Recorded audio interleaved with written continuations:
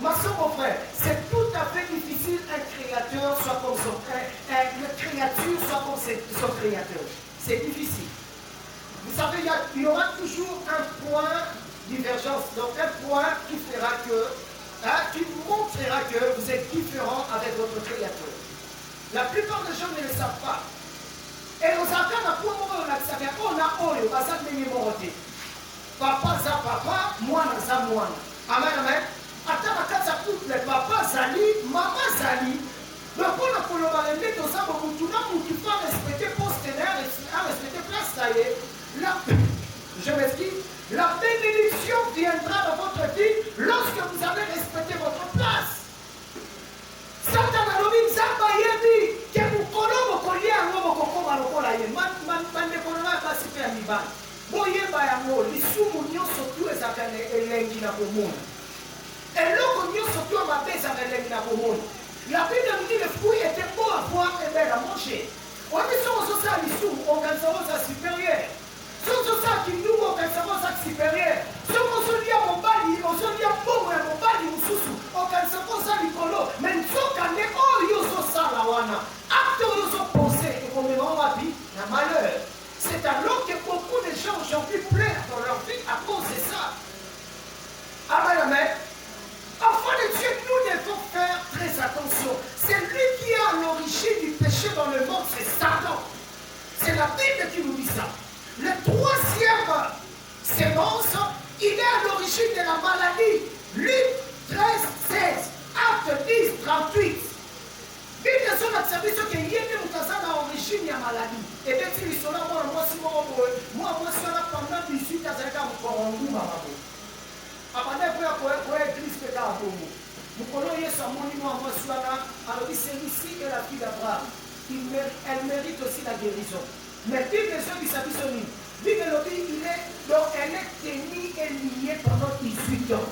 Imagine que vous t'assemblez là-bas, à nous ensemble de la canaille, bloquer pendant 18 ans. Il y a des gens aujourd'hui, ils prient Dieu, ils cherchent la face du Seigneur, mais en ça, dans la vie, mon corps est si la raté.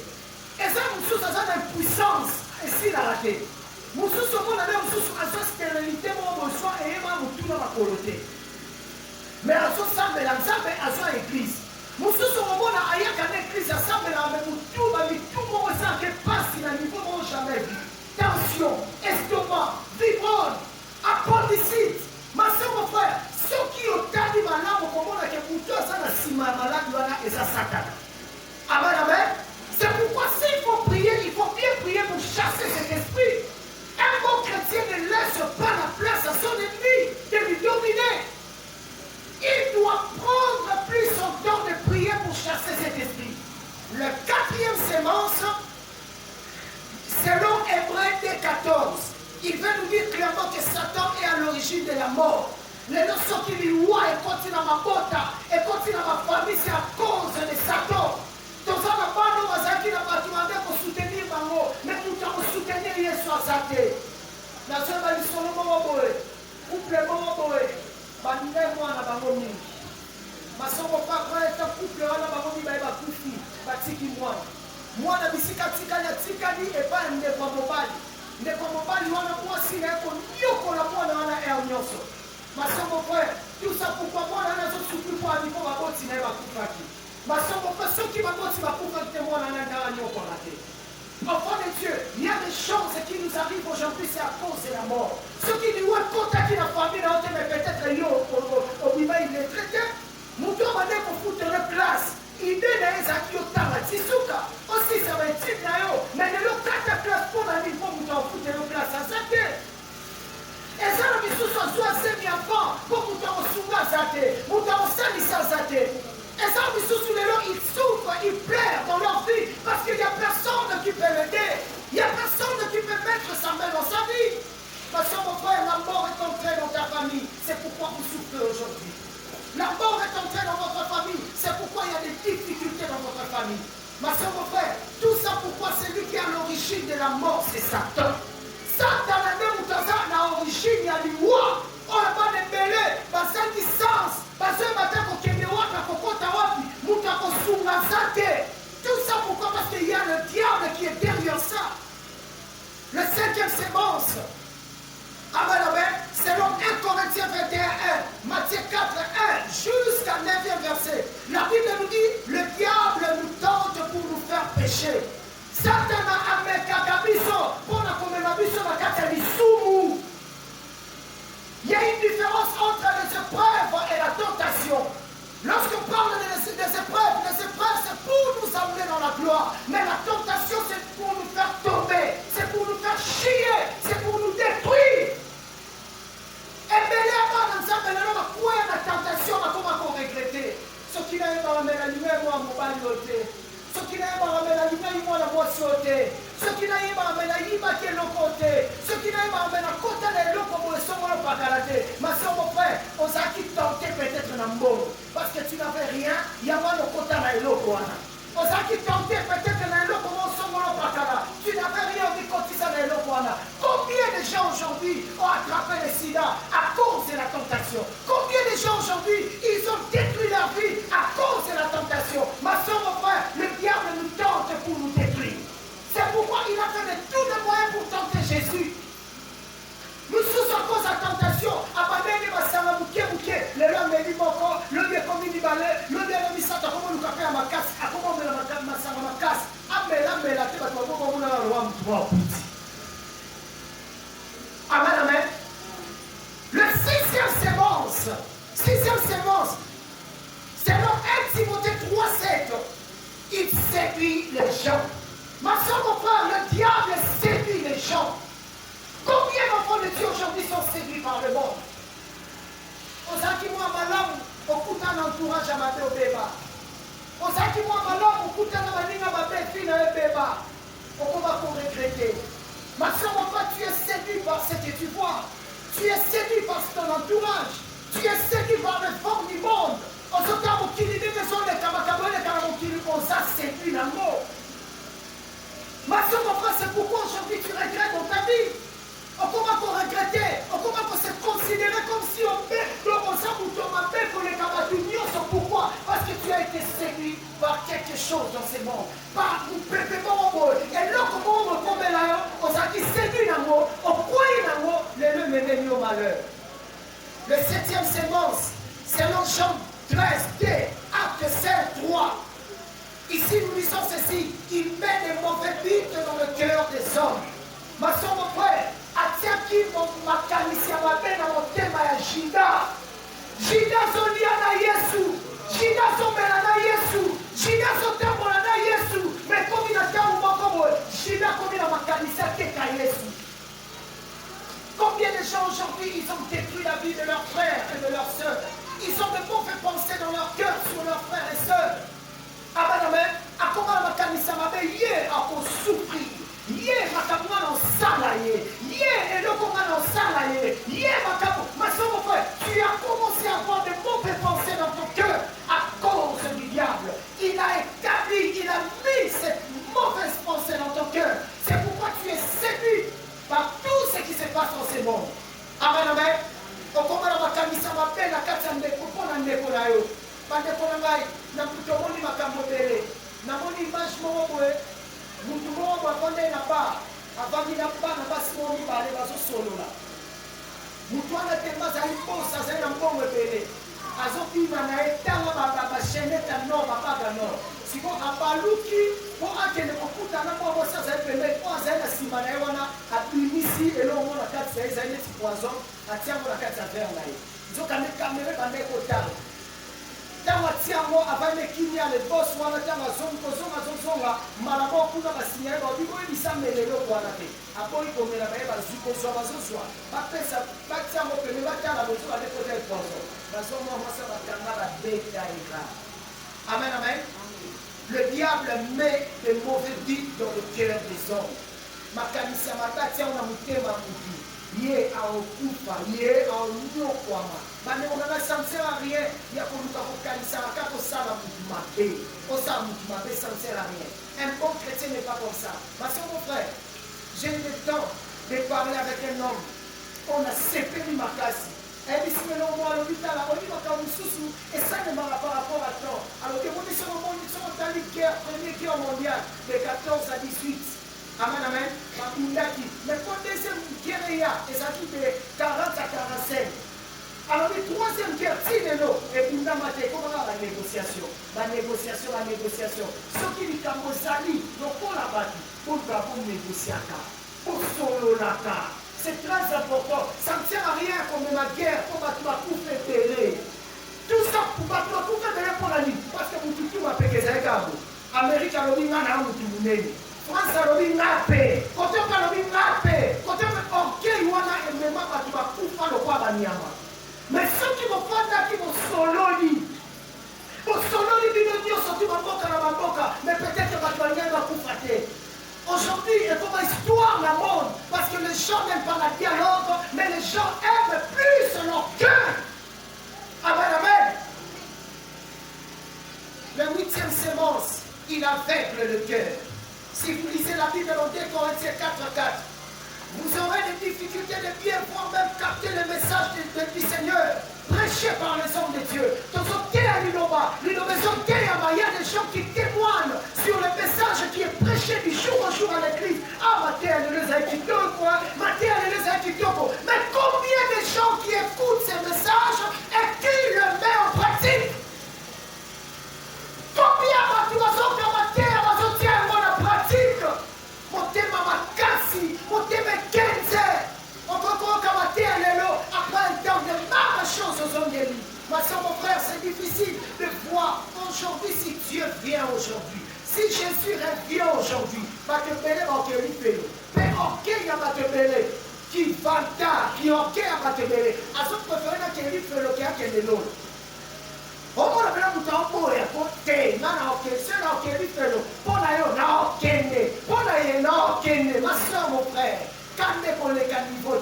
Il faut toujours qu'on soit là, qu'on tient qu'à ta maman, il n'a qu'à ta vie. Amen, amen. Il y a des gens qui ça peut maintenant qui disent ça, mon thème. Le 9e sémence, c'est le chant 13, verset 7. Ma soeur, mon frère, nous avons dit ceci. Il entre dans les hommes. Oui, mais que Satan a côté à la carte à battre. Satan a côté à la carte, ça va m'appeler par des conailles. Satan a côté à la carte, c'est un peu pour m'amener pour la yo. À côté qui la carte à Shida, à Pessi Shida, ma carte ici pour la livrer Jésus. Ma soeur, mon frère, combien de couples aujourd'hui sont décrits comme ça? Satan a côté qui n'est pas mon bali, pas mon maman si naé. Satan a côté qui n'est pas moi si pas mon maman bali naé. Satan a côté qui n'est pas yaya, pas mon malé qui naé. Satan a côté qui n'est pas lé qui pas mon mayaya naé. La 13e riz. Je crois, lorsque, quand ma mère pour foutre la poule, la maman on est là. Ma soeur, mon frère, et ça, ma maman, beaucoup, à pouvoir, moi, nanaï, pour moi, m'ta pomai, à pomai pour aller, à Kéya, Mélidia, matin, on s'en mis dans l'âme. Zanele qui va tenir Bino, va présenter les. Bino, va présenter là, qui est là. Thompson, il y a mon Thompson, mais c'est ça, mon pile, matin, on s'en vient, on a un côté public, et la selle aux acquittés. À quel est ici, maman, maman, non, il y a Bino, là, maman, tu m'as dit, avant d'inviter, non, il y a du lot dans la maille, à côté de la cuisine. À ce maman, il y a non, il y a du lot dans la maille. Mais on a dit, il y a mon Dieu, ça, maman, à côté. Là, qui n'a pas bougé, pété, il y a mis ça, il y a bougé, pété. Après, on va sur place. À Pini, il va la conscience, et il y a su clair, il y a sa porte à Bimakena. Donc, on a dit qu'il y a sous, on a coupé, il y a sorti, il y a ma soeur, mon frère, Satan a compté dans la carte à battre. Pour la ligne, pour la salle, va nous soumettre. Amen, amen. Si tu as monté ma casse, Satan a compté dans la carte, pour la salle, pour la paix. Pour la salle, pour tout ça, bébé, non, ma paix. Nous devons éviter ça. Le 10e sémence, si nous lisons la Bible dans Marc 4:15, nous allons voir. Il enlève la parole s'aimer. Le parole est sémé par Dieu. Le diable est capable de venir pour enlever cette parole. On s'est dit pour tout le monde qu'on s'en met ensemble. On va dire qu'on nous calme ensemble et on va l'envoyer dans le on s'est dit pour tout ce qu'on s'entend dans là. On s'est dit pas ça. Que moi si faut pas toi pas mangai. Mana ça il faut pas toi pas mangai. Mais c'est mon frère, le diable vient pour enlever cette parole. On va dire qu'on va aller sous. On va dire que tenir dans sa boue. On a compris que tête. On a compris ta part. On a compris ta place pour être. Le corps de Christ solo.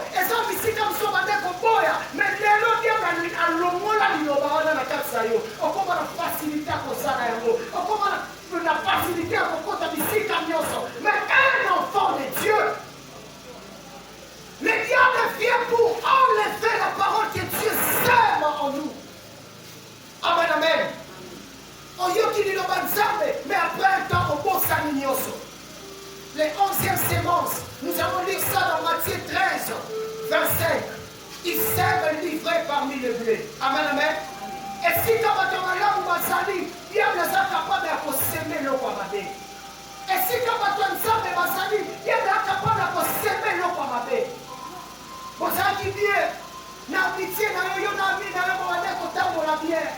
Bobade kobanga makamusu bolinga kosala mote mais pendant baninga na musu bakota désordre kota na kati ya bino le yenge kota na kati ya bino bande konanga ibanda kotala auparavant comment tu étais mais bande lozaki ndenge nini la Bible nous dit il sert livré parmi les blés ivraie et ça va herbe ya mabe et ça va nzete ya mabe soki continue sika eloko bana mozali ça ne peut pas ça les notables bakabisi no ndenge koma. Tout ça pourquoi? Parce que Koutana Baninga Mabé. Les notables même au coma na baïda Mabé, pour la ligne, au Koutana Batwa Mabé. Makamoyo Kana qui dit un jour, au point qu'on s'arrête, au comment qu'on s'arrête. Pourquoi? Parce que Koutana Batwa Mabé. Ce que Koutana Batwa Mabé va s'arrêter au Kombela. Bande Colonel, je vous le dis en vérité, il y a un jour, on a mis des cigarettes. Oui, pour la ligne, parce qu'entourage, j'avais Zaki Mabé. Je ne pensais pas qu'un jour, la coquille peut poser la cigarette dans mes diamants. Amen, amen. Chance, ça va ça la grâce. La côte à la diamba. On sait la côte à la diamba, la vie de ce mouton dans les commandés. Amen, amen. Il y a ma casse à côté à été. Aïe, maman a repêché la baie dans l'ail. Amen, amen. Le 12e sémence. Lisez cela dans 2 Thessaloniciens 2:9. Il donnera le pouvoir à l'antéchrist. Lorsque nous parlons de l'antéchrist, nous voyons les faux serviteurs de Dieu qui font des miracles, des prodiges. Pendant qu'on en aille, on peut écouter un appel à prophète, on va pécho ma prophétie. À pécho ma prophétie, ma casse au lengi. Il y a sous quand il est là. Au moins, on va aller aux amis pour au Cameroun. On va aller notre vie. Amen, amen. Ma soeur, mon frère, je vous le dis en vérité. Nous avons beaucoup d'instruments pour changer. Avec Dieu, nous ferons des exploits. Jésus savait que le monde est détruit, mais il est venu dans ce monde pour nous sauver. Amen, amen. Comment se fait-il que déjà ma balle au Kabola Bango, Kabola Bango Padi? Mais quand on a maman, on a téléphone, on a son lelo. Alors, puis papa, on a les mobile, on a boité. Baka coûter dans la profession, on a ma profession du matin. Surtout si vous connaissez de soigner. Ceux qui ont soigné la compréhension, on a d'ailleurs, quand on a prophète, on a ah, Dieu m'a dit. On m'a dit quand vous m'avez dit, vous soignez la bombe. Moi, si ma paix, il faut que vous moi, si vous pouvez, vous nous camouflez, vous nous savez, et si maintenant, avec un moment, on a dit, s'aimer. Il faut s'aimer, hein. Moi, si elle dit, si elle dit, papa, mon père dit, est-ce que vous avez déjà la même bâtique prophétique? Bâtique prophétique. Avant que vous ayez un prophète, vous avez un droit, mon fiche prophétique. Nathalie a dit, si vous avez dit, Seigneur, nous allons où? Il donne le pouvoir à l'antéchrist. À son fait sa pouvoir à l'antéchrist, là, va serviteur à Satan, va se prophétiser, va prophétiser sur le coup d'âme, il prophétise. Tellement on est quitte à sa mot, quand la vie va te payer, va faire en souffrance. Ce qu'on va apprécier prophétie surtout à ma barre.